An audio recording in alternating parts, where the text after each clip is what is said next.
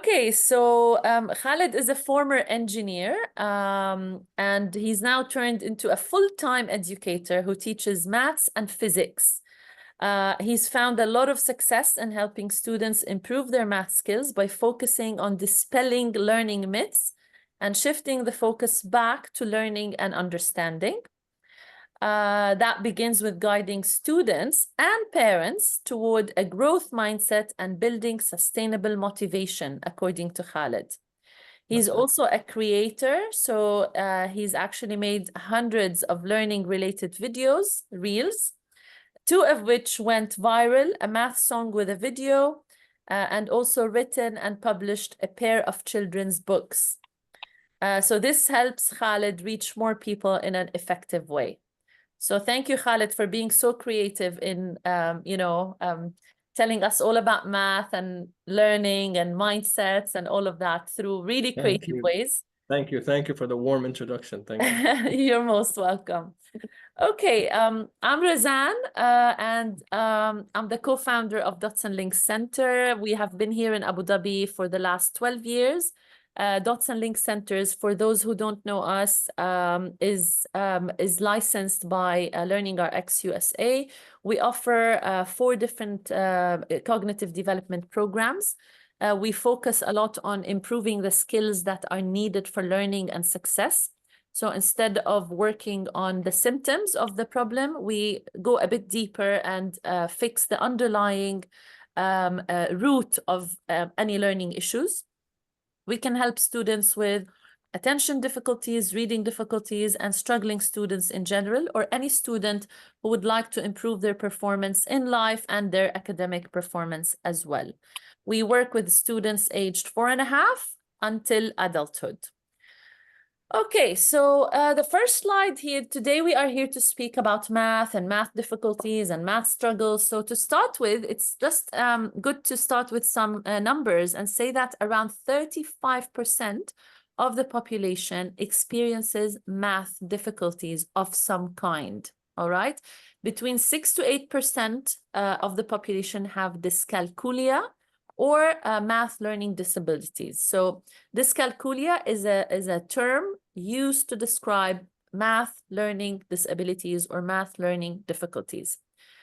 Usually children with a family history of math difficulties are 10 times more likely than others to struggle with math. And this makes learners with math struggles more prevalent than dyslexia or ADHD. So really, a lot of students, a lot of children, and even adults struggle with math.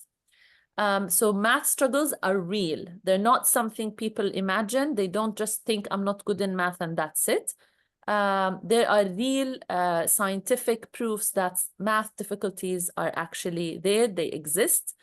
And this also shows our brains on math. So math is a complex subject requiring the activation of many areas of the brain, resulting in connectivity of many regions. So success in math relies on a wide range of skills. So it's not just one thing that we need to be successful in math. We actually need many skills in our brains to be successful in math, to understand math, to enjoy math, and to achieve good results in math. So the skills necessary for success in math is number 1, number sense and numerical fluency. What does that mean? It's the ability to perform well on drills for basic arithmetic facts. So we call it mental math, or doing, calculations really quickly and fluently. Ability to demonstrate number sense, including comparing quantities and identifying number patterns. So without having that, it's very difficult to build other skills later on. And that's really a building block in math success, to actually understand number sense and understand that this number is less than this number is more than this number. And we see a lot of children who have not developed this skill, and we're trying to teach them addition or subtraction. And that's like going up the ladder without having the base. Ability to apply mental math strategies, such as using number relationships or breaking numbers into more manageable parts. So for example, knowing that 4 and 6 equals 10, that's a really simple one that we need to have. It's a number bond. 4 and 6 make 10. So when we have 4 and 7, automatically we know it's 11. So that's also a really important skill to have when it comes to number sense and numerical fluency. Working long-term memory, processing speed, and attention. And these are very important cognitive skills needed for math success. We need to remember what we're doing. We need to remember the math facts, the number bonds, the multiplication tables. And we need to do this really quickly. That's our processing speed. And we need to have good attention span and good selective attention so that we're not distracted all the time and we're able to focus on the math problem we are trying to solve. Logic and reasoning, and that's problem solving. So it's comprehension, it's spatial reasoning, it's ability to reason in activities such as tangrams, pattern blocks, geometric puzzles. So putting things together, seeing the logic behind things, problem solving. And this is a non-verbal skill. So it doesn't really require language. It requires our brain to look at pictures or patterns or puzzles and really know how we're going to solve that, how we're going to put this puzzle together, what comes next in a pattern. If we have a circle, a square, a circle, and square, so we're able to continue that. And of course, it becomes more complex as the students are older. Also, ability to visualize shapes and to manipulate shapes and know if I change this shape, is it going to fit into this place or not? That's an important skill for math understanding, especially if you're doing word problems. If you can't visualize the word problem, it's going to be really hard to solve that problem. Okay. Executive function, and that's cognitive flexibility, ability to plan and organize an approach to solve problems in academic studies and in life. So I have the ability to actually think with logic and to solve the problem. That's executive function. Also the ability to choose the most effective and efficient problem-solving strategies. So sometimes the child might take so long in solving a problem because they're using a really long way to do it. So being more efficient and doing things faster and more easier is important for math success. Metacognition, which is the ability to use metacognitive strategies such as self-monitoring and reflection. So how does that work? I'm able to actually explain my answer. I'm able to explain my thinking process. So we find that some students can give the answer, but when you ask them to explain their answer or reflect on their work, that's when they really struggle. So this is also a cognitive skill that's really important for math success. How do we know that a student needs help in math? Number one, of course, the most obvious one, their grades are suffering. So their grades are low in math. They get poor grades. It impacts their confidence. It impacts their self-belief about math. They kind of say it's a struggle all the time. They don't enjoy it. They talk negatively about it. So I'm just not good with numbers. And we hear this all the time, not just with children. We hear it with adults as well. I'm not good with numbers. Math is not my thing. I'm not smart enough to do math. So this is really, this self-talk is a real indicator that this student is struggling in math in a big way. So I think Khaled will talk to us a lot today about part of what we can do about that. But it's also an indication, I think, that something is not right and we need to intervene to help this student overcome this negative self-talk.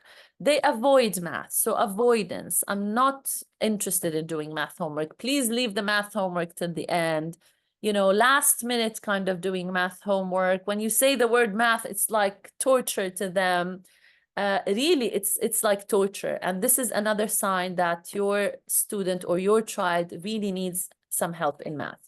Some other red flags: students are not able to recall basic math facts. So for example, timetables, they're not able to remember them, although they've done them over and over again.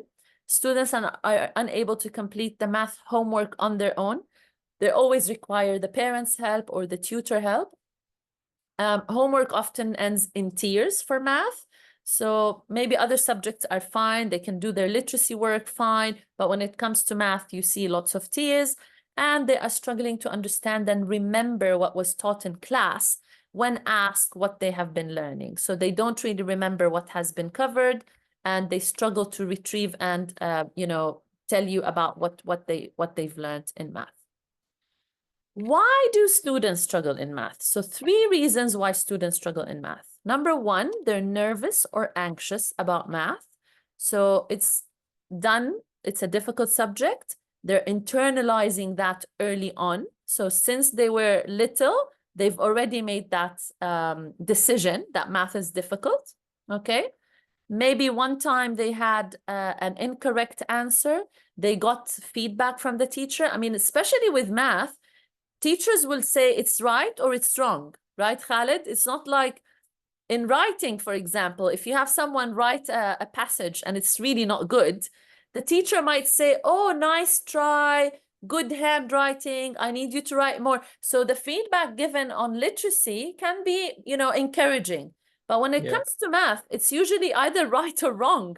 So if It's very someone objective. yeah, exactly. So if someone keeps getting wrong, they have already made up their mind that this is not for me, I'm bad at it, it's difficult. So it's really harder than other subjects when it comes to the mindset and how you believe, you perform on it.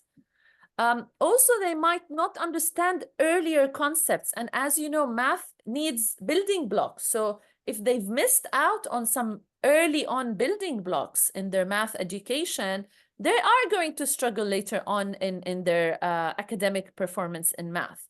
So if they don't know their multiplication tables, how are they supposed to do, long division, for example? If they can't add numbers, then how are they supposed to do multiplication? So it all builds on, each concept is built on the one before it. So if there are some gaps, it's important that we know that and we try to fill those gaps so that they can keep going up the ladder. And then the last one is learning difficulties. So when there are underlying learning difficulties like cognitive weaknesses, for example, so this could be a significant, reason why this child is struggling in math. For example, they have poor memory. They keep repeating multiplication tables, but they're not able to remember them because their memory is suffering.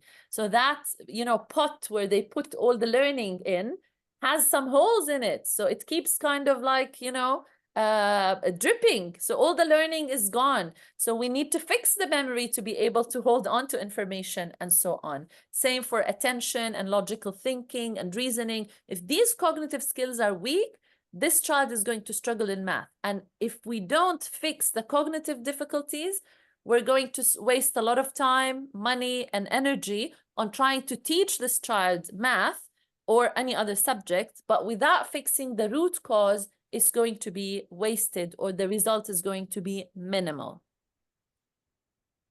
Okay, now I think I'm going to hand over to Zinah, who's going to tell us a bit more about the MathRx program, which is a comprehensive solution for math difficulties.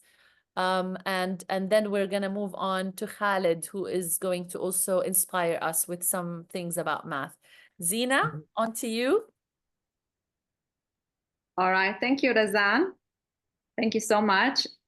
So I'm also the co-founder of Dots and Links, and I'm going to share with you some information about our newest program. We've launched MathRx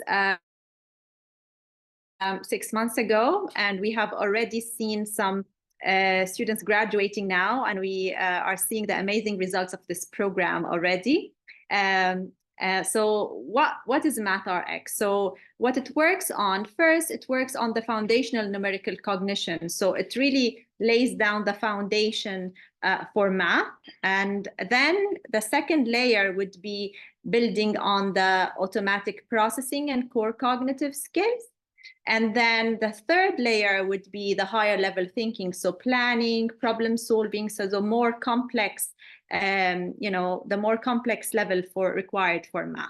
So it develops all these skills, making success in math a reality for all learners. So it's really an amazing program that we are very happy to have in our center.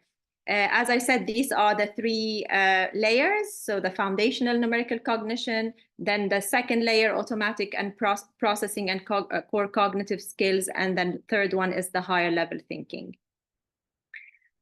Just sharing with you some of the results that were achieved, and this information is coming from LearningRx, our mother company. So they have collected data over years. So it's not only from our center, but it's across the world what have been achieved. And you can see here the percentile rank. So someone who had a long-term memory, or on average, people who had long-term memory of 28, they were able to push that skill to 53. And, 50 is average, 50 where people should be. But you can see all these skills, whether it's long-term memory, visual processing, even auditory processing, because the program has this component as well. Logic and reasoning, processing speed, working memory, and sustained attention all have been developed and pushed to either average or even above average. So depending where the student is, the student can be pushed from very low to average. And that's the goal that we try to achieve in our program. Even if they are average, we try to push the students to be even above average. So it works for all different levels of students. Now, what's the structure of the program? So Razan shared with us what it works on, what skills we try to push in this program. And it's really about, implementing some challenging procedures with the student on one-on-one basis. Okay, so that's a very important component, because it's very much individualized. The student is tested first to see where they are in their skills, and then we try to push all these skills like attention, comprehension. Comprehension is a very big one in MathRx, because we have so many procedures that work on comprehension, and definitely logic and reasoning, working and long-term memory, numerical fluency, visualization, high-level planning, and processing speed. So who is this program for? It's for students who are 8 and above. So unfortunately, it's not for the students who are below 8. We have other programs for students who are below 8, which we can share with you in a minute, but it's for students who are aged 8 and above. And it's 50-50 split. So I said it's one-on-one. So students come and work with a personal trainer, and she develops like a plan for them, and they come and work with their trainer. But also there is a digital component that complements the one-on-one. So the student will be alternating between doing one-on-one and digital exercises complementing each other. So MathRx targets the foundational, automatic, and higher thinking skills again. It's a research-based program, and it's very much structured. So it starts with, where the student is, and it takes him gradually, it takes her gradually to where they should be. Now, it's very important to notice that it is not a program that focuses on curriculum, right? Because it's not tutoring. So it doesn't work on, for example, if we have a grade 3 student, so it doesn't work on the curriculum of grade 3, right? But what it does, it builds the skills that this child needs to do better in math, the ones that we shared with you. But also we do some, there's some content related to math. So when we work on word math problems, timetables, mental math, there's a lot of, the basics that this child needs for math. So as I said, it's not tutoring. Instead, it goes deeper, and it really targets the root cause of the problem. So when we do the assessment, we go deeper to understand why the child is struggling in math. And then we start, putting a plan, an individualized plan to target the root problem. While tutoring is reteaching, and tutoring mostly works for students who do not have cognitive weaknesses. They just, for example, missed out on some information. Maybe they were absent for a long time from school, or they, moved from one school to another and they missed some information here and there. So that's the difference between what we do with MathRx and a tutoring. There is heavy focus on fluency and building automaticity, and we do that through drills. So there are so many procedures that depend on drilling. So we keep drilling. For example, we drill on, adding. It has to be automatic, so the child is not thinking of the answer. So if he sees 7 and we are adding 3, automatically it's 10. So it's not like he doesn't have time to think. It's more of like automatic. It's building this automatic thinking and giving the answers automatically. And definitely when the child is doing that, this will build competence. And when we have competence and confidence, then the child will be more motivated to do math. And of course, it's when we have someone who is, good in math, then we don't have this anxiety. And I'm going to leave this to Khaled in a bit, who is going to talk to us a little bit about anxiety. So I will leave this to you, Khaled. I think you're going to share a lot with us about anxiety. So I'm not going to do that. But definitely, I can tell you from our experience working with children, we were able to have more confident children who are no longer anxious about math. And we hear this from our parents. Yeah, I think because you're working on the root causes, as you said, you're doing the right things. Absolutely. Absolutely. I love this quote. So mathematicians aren't people who find math easy, but they are people who enjoy how hard it is. So, that's a beautiful quote. And if we reach that and make students enjoy learning math, that's a big milestone, it's very rare to hear a student saying, I love math, like we want to have that more and more. And that's our goal with MathRx. So again, the ultimate goal is to develop the ability to solve novel problems, new problems. So the student is able to solve anything that they face, anything that's new. So it's not like, okay, I memorized this or I can do one thing, but I cannot generalize it to other procedures or other activities. Who is the right MathRx candidate?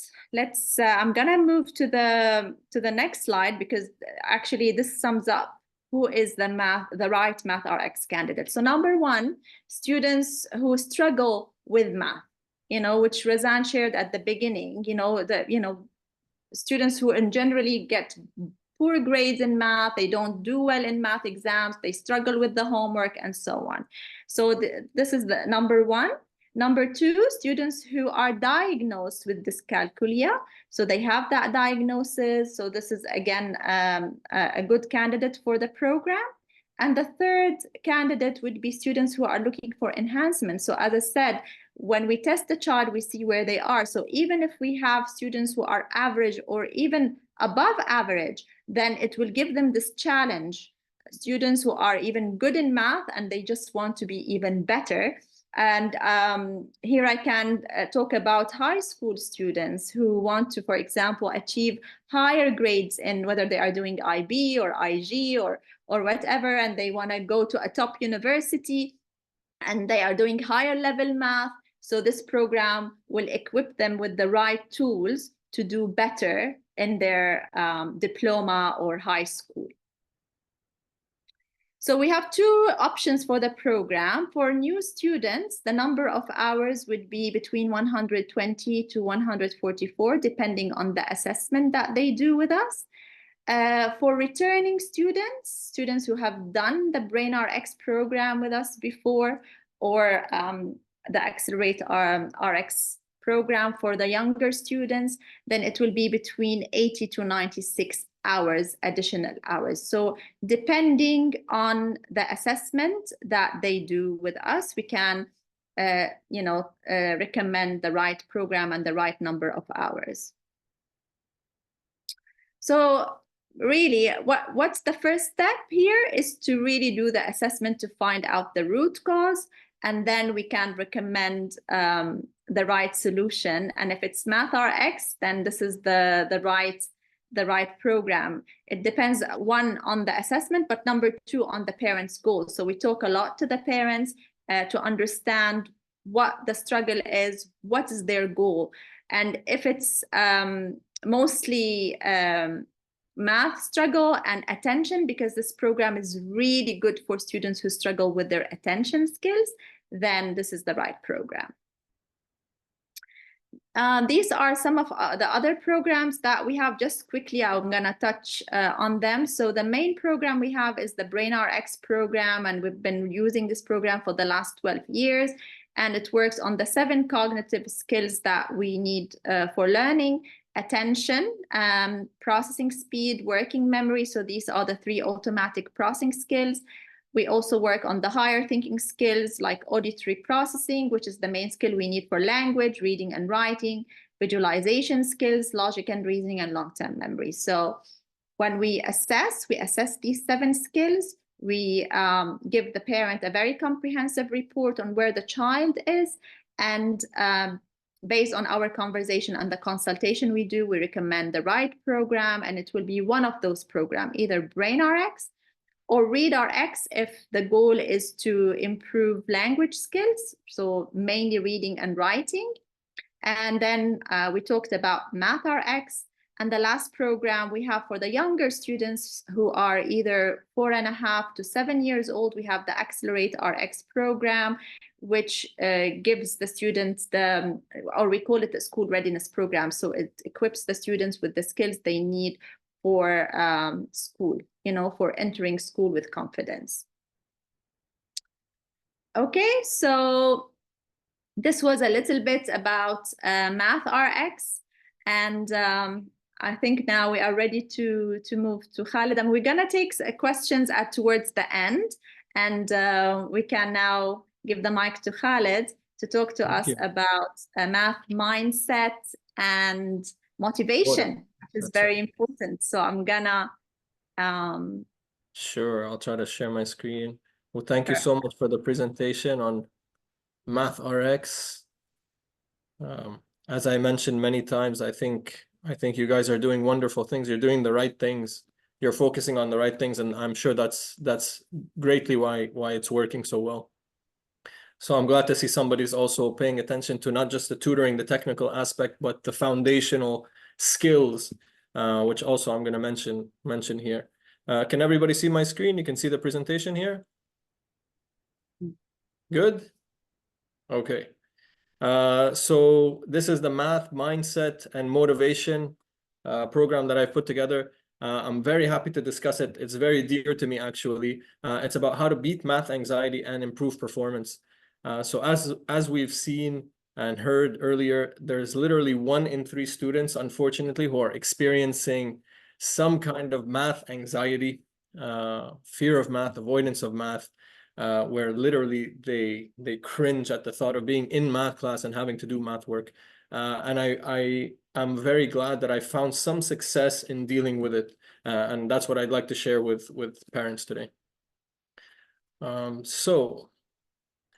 Basically, we'll start by I'll discuss a little bit why mindset and motivation are so important.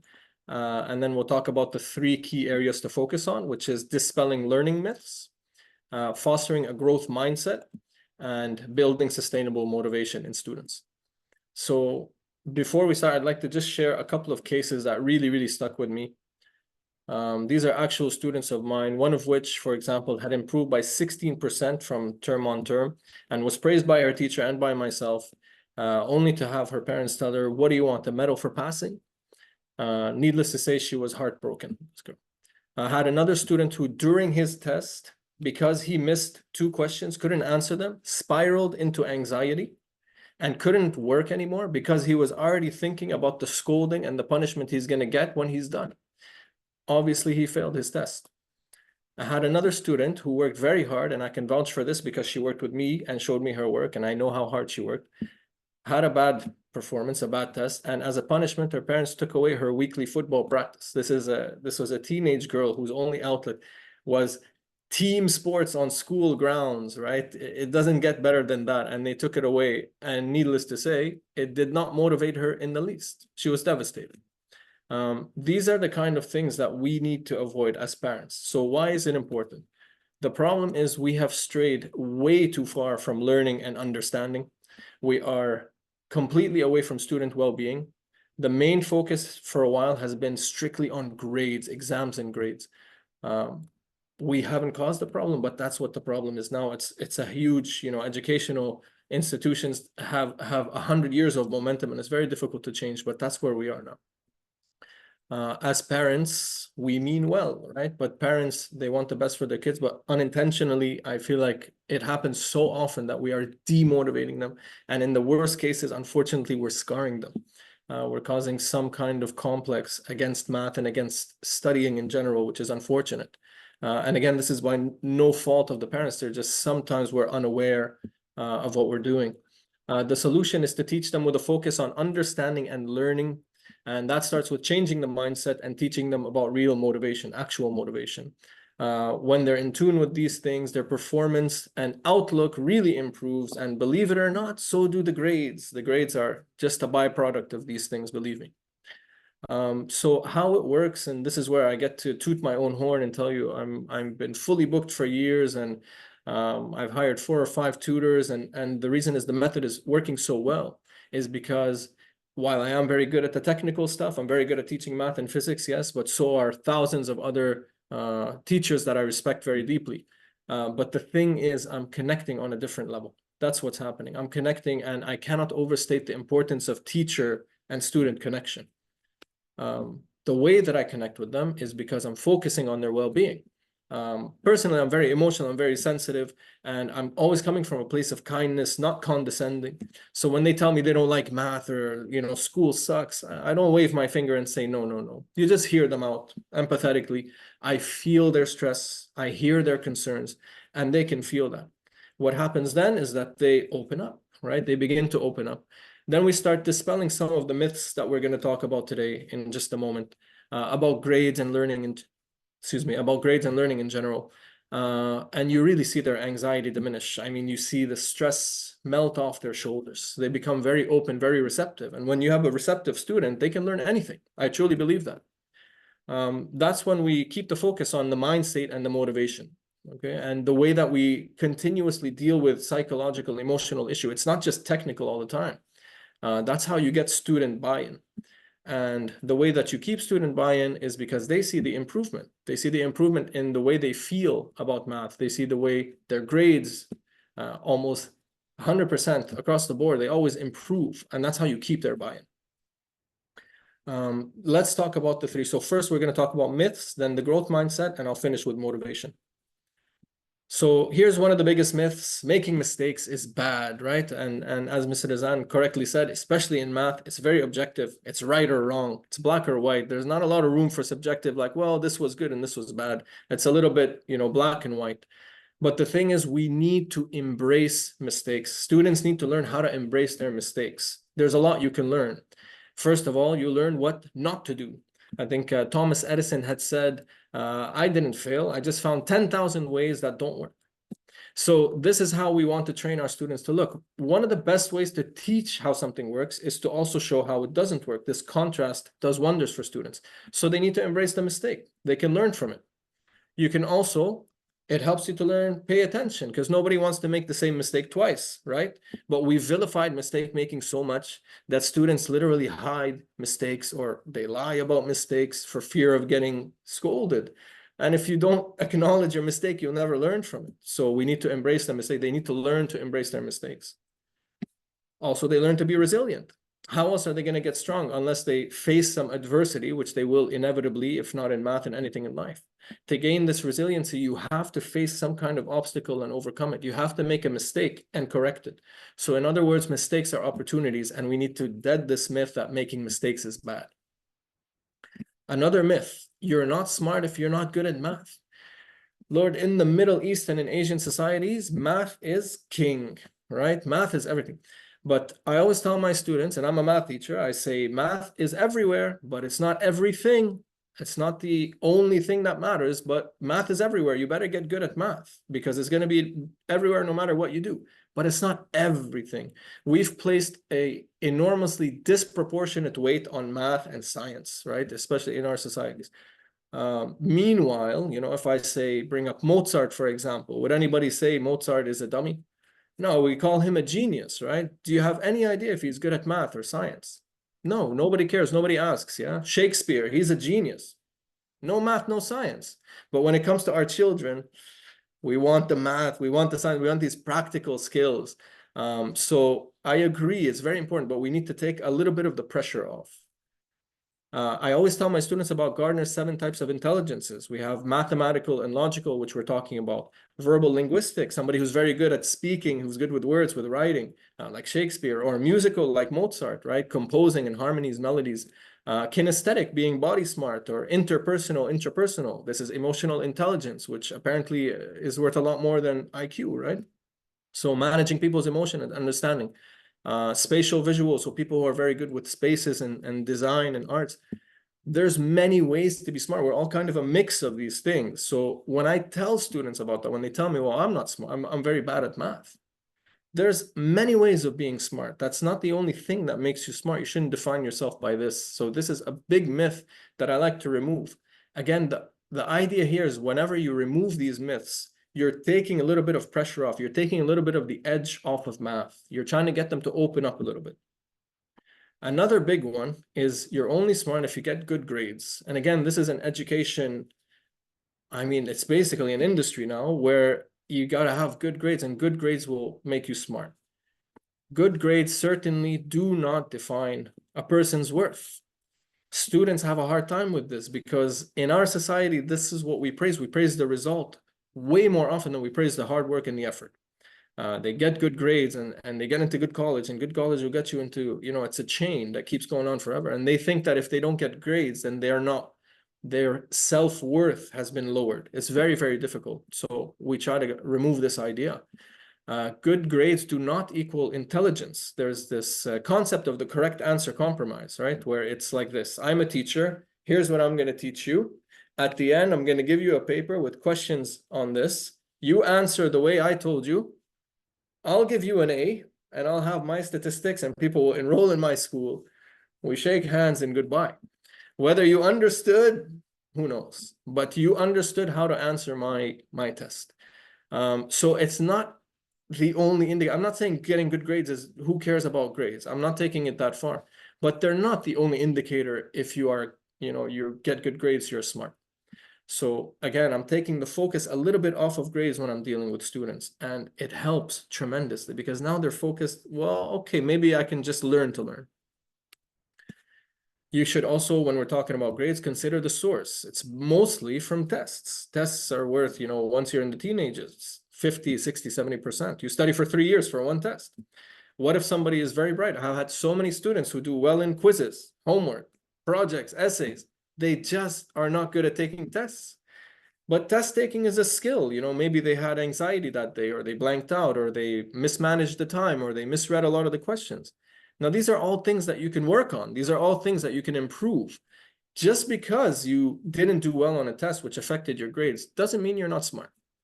So again, this is a huge myth that I disconnect students from their worth and their assessment of their intelligence based on grades. So then we get to focus a little bit on understanding and actually learning and trying to enjoy the actual learning. Which leads us to fostering the growth mindset. Growth versus fixed mindset. So we want to put our kids in a growth mindset, which means we want to tell them that challenge and hardship are a normal part of learning. In fact, they're a normal part of anything in life. They're going to face adversity. But the difference is you need to believe that you can overcome it. You need to believe that you can improve. Your abilities are not fixed. Everything can be learned. It might take you more time, might take you more effort, but that's part of it, and that's fine. So just to go through here what fixed mindset and growth mindset looks like, the gentleman on the right with the locked brain, the red bad guy, he would say, I can't do this. I can't do this. That's it. I can't do this. Whereas a growth mindset says, I can't do this yet. And this yet is so powerful. This yet is saying, well, I can't do it now, but I can learn, I can do it later, right? And I do this with my kids. I always tell the story when I have 2 daughters and they traveled and they were very jet lagged. And my elder daughter, Julia, kept saying, Mom, I can't sleep. I can't sleep. To which her younger sister replied, oh, like Baba says, you can't sleep yet. And I said, wow, that's good. Okay, I think I did it too well with them. But the power of yet is a fantastic thing. Fixed mindset would say, this is too hard. For me, that's too hard. That's past my ability. It's too hard. Whereas a growth mindset, we teach them to say that they can do hard things. You remind them of many hard things that they've done before, and they can do hard things. Fixed mindset says, as you mentioned earlier, I'm not a math person. I never will be. I'm not a math person. That's it. Well, math is a skill. Math is a skill, and skills can be improved. You don't have to be the best at math. You don't have to be only about math, but math doesn't have to be, I'm not a math person, and you put it aside. You can learn math, and it can be part of your other intelligences. There's nothing wrong with that.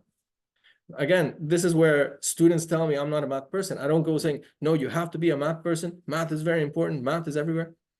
That's not going to help, right? You can tell them you're not a math person, but you can get good at math. There's nothing wrong with that. I don't know. This is an epidemic now where students come and they read the question and they give themselves about 3 seconds and they say, I don't know. That's it. I don't know. I looked at it. I don't know. Whereas we teach them that you can figure this out.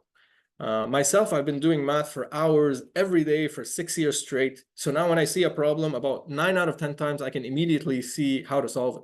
But sometimes I don't, and I get excited because I get a chance to show students that you can write down the givens, write some equations, solve a piece here, solve a piece there. And then when you see the pieces together, oh, now I remember, now I understand the solution. You can grind out a solution, and it's a beautiful thing. It's like you were saying, mathematicians, it's not that we find it easy, it's just you enjoy how hard it is. So once you get them in that mindset and they see that even you don't know and you struggle, that's good. It's a powerful thing. This is probably the most important one here, where you say, my talent and my intelligence are fixed, when in reality, it's all about effort. Effort is more important than natural talent. You know, they say hard work beats talent when talent doesn't work hard. So even if somebody's naturally talented, that's an incredible advantage, but it does not mean you can't surpass that level. You can. It just might take you more effort. To put them in a good mindset, we have to be mindful of what we're praising, right? I think all parents, including myself, were guilty of this one. You might think these are nice compliments, but actually they might be fostering a fixed mindset, because when you say to somebody, for example, you're so smart, what they take away is they like that I'm smart, not that I worked hard. They take this label smart and they hold on to it very, very tightly. And it's very scary to lose that once you've been called smart as a kid.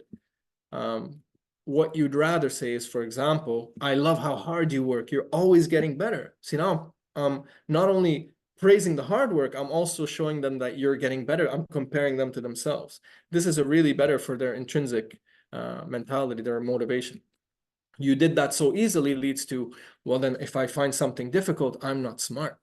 Now they'll start avoiding things that they find difficult, because if you think easy equals smart, then difficult equals not smart. It's better to say, for example, keep practicing and you're going to solve the hard ones just as easily, but keep practicing, keep that practice up. I'm putting the focus again back on practice. You did that so quickly will be, if something takes me time, well, then I'm not that smart. Again, if they see something hard and it's taking them time, they'll make excuses or they'll avoid it completely for fear of losing the smart label. I like to tell them something like, you've improved so much and now you can solve it quickly. You know, I do praise the work, but you got to also mention the process. You got to mention the work and the practice that it took to get there.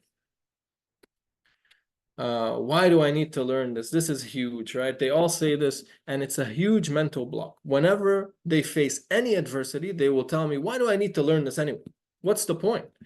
Even if they're not saying it out loud and they're thinking it, there's a mental block there. It's going to be very hard to learn something new when you don't believe that you need to learn it at all. So what I like to answer, and I hope this helps, is first of all, you're training your brain for seemingly unrelated things, right? These same people who say, why do I need to learn this? If they saw my 5-year-old solving a puzzle, they say, wow, that's really good for her brain, right? They don't see the connection that when I give you a useless triangle with angles, which you'll probably never use in life, this is a puzzle for you. This is the same thing. You are training your brain. You're training the way you think, the way you approach a problem, the questions that you're asking. These are all things that you can use in the future. building new neural connections. You are literally upgrading your hardware. When you are struggling with the problem, you are creating these neural pathways. And this is going to be useful for you for quicker thinking in all aspects.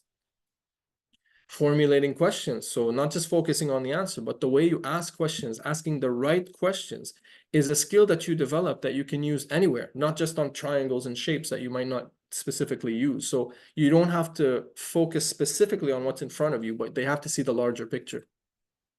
You get to learn from an expert and challenge the expert. They like challenging an expert, right? So you don't have to just accept everything blindly. When somebody asks you something, if you feel there's something wrong, you can challenge, you can ask, and you can challenge that and come up with your own theories. This is extremely helpful, not with math, with everything. Learning to deal with schedules and deadlines. Why do I need to learn this? Well, you're learning also to solve some problems in a time constraint. You're learning to deal with schedules and deadlines that you're going to have to deal with all over the place in your professional and other schools. I keep going down like that. Managing stress and working under pressure. So even learning something for a test, although I'm not a huge fan of tests, they teach you how to work under pressure, how to use your memory. So there's definitely advantages there. We'll finish by talking about sustainable motivation. So the issue with motivation is that motivation is inconsistent, right? It's a finite resource, as I'm showing you with this nice sliding cups animation. On most days, it simply is not strong enough, right? Sometimes it's fledgling. Sometimes you have motivation and sometimes you're in a bad mood or you're sad or you're tired and it's just not there.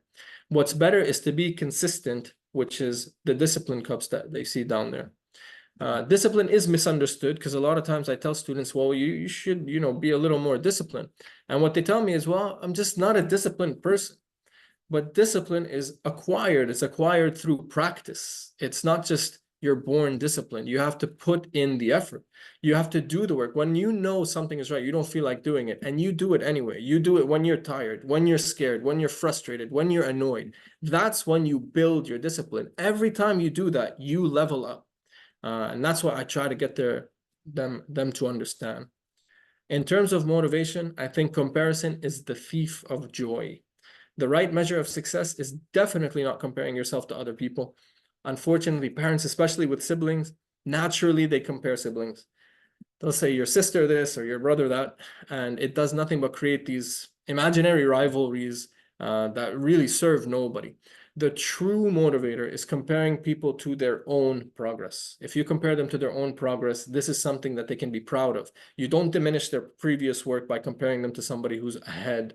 And yeah, it works a lot better. Beginning with the end in mind. This is one of Stephen Covey's 7 habits of highly effective people, is beginning with the end in mind. And one of the main things is that we work a lot better when we have a big picture goal.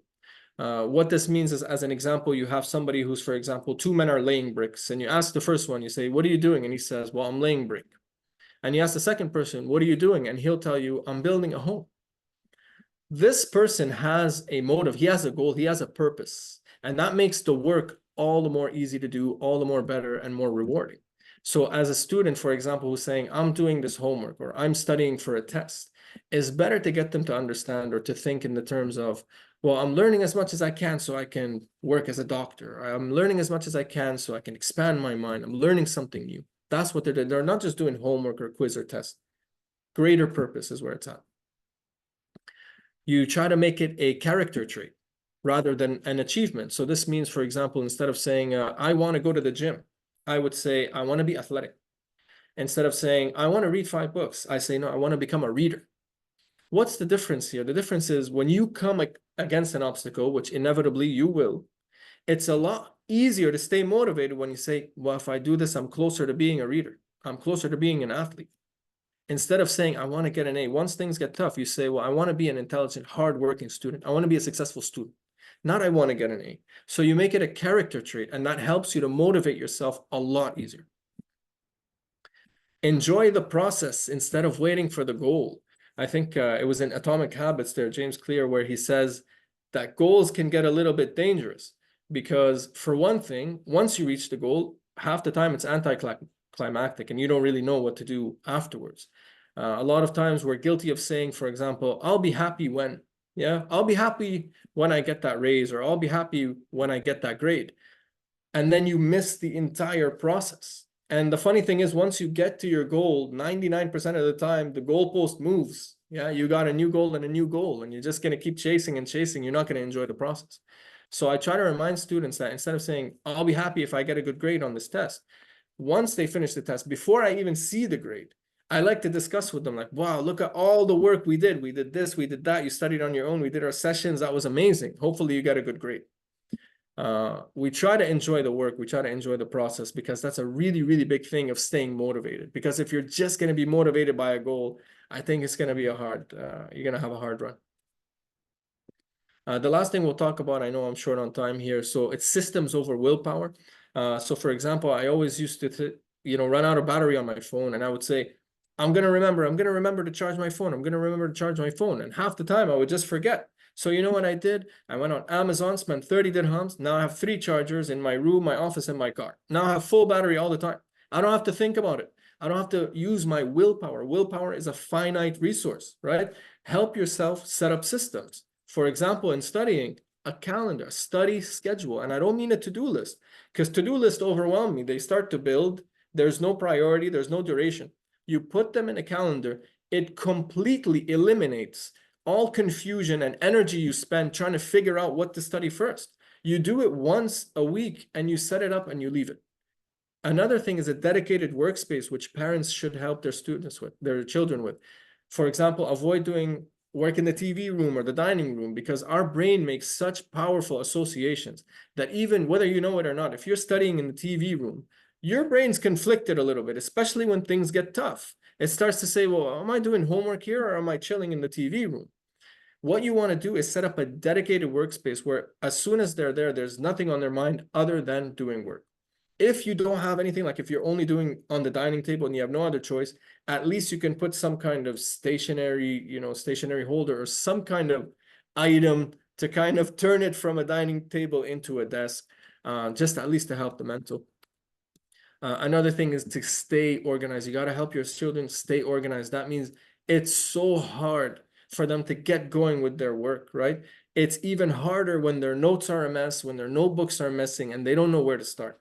As long as they're organized, this will help them get started. Again, this is about fighting willpower. You want to minimize the use of willpower and make everything as easy and simple as possible. Last one is a little bit of self-promotion here. So you want to get better at learning, right? Learning how to learn, like programs with dots and links that teach you about memory and cognitive skills, attention, focus. These are fundamental things, or math, mindset, and motivation. These are things that will help somebody. These are tools that a student will have to help them with their study.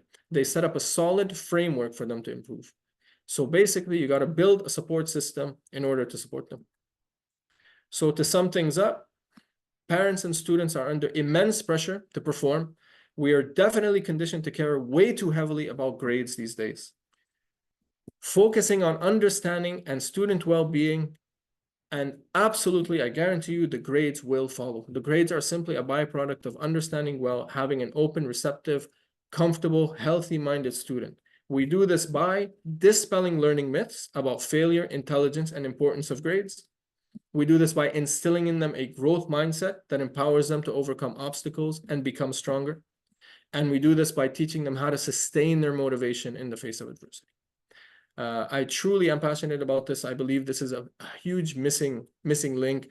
It's not about the technical. The technical we can teach, but this has been way overlooked for far too long. And I think I've seen it be so beneficial to so many students. And I hope that parents and teachers alike can implement this across. That's it for me. Thank you. Thank you so much, Khaled. That's been really amazing. I really enjoyed this so much. Thank you. Thank you so much. Thank you. And we have to chat about some tutoring for my own son. Yeah, sure. Happy. So yeah, amazing. Thank you so much. And thanks everyone for attending. Let me stop And sharing. yeah, I look forward to maybe having more collaboration with you, Khaled, and raising awareness about the amazing things that you've mentioned. Really very inspiring. Thank you. Love to. Thank you. Khaled, I'm just curious, which age group do you work with? Well, I have currently, my youngest is about 9, And my oldest is about 22 or something like that. I teach at an institute. These are students who are going to UK universities. And Nice. how can people know about your program or book sessions with you? Yeah, they can reach me. I guess I can share. Where can I share my contact here? Maybe you can put it in the chat. Yeah, sounds good. I'll do it right now. I'll put my And number. if anyone has any questions, you can just put your questions in the chat or Q&A.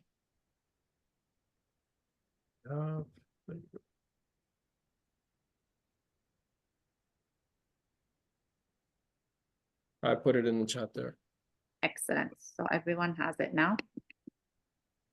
Okay. I don't think we have any questions.